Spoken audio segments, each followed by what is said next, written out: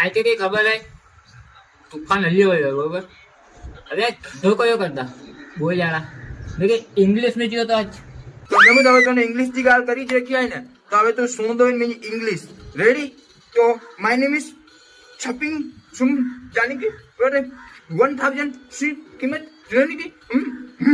दो जाई मच्छी तोने ये इंग्लिश बोली है तो ये तो गणेलो मालूम लगे तो हिंदी इंग्लिश क्यों होती भाई जरा तू तो जाओ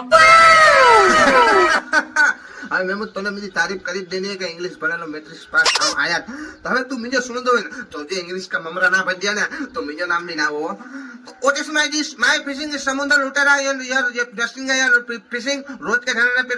पेट्रोल लगे what is my this what is my this what is my this रोज के डस्टिंग मारता घर पे दरिया में जाके what is my this generally चालू करता और डस्टिंग लेकर कदे पे आके देखता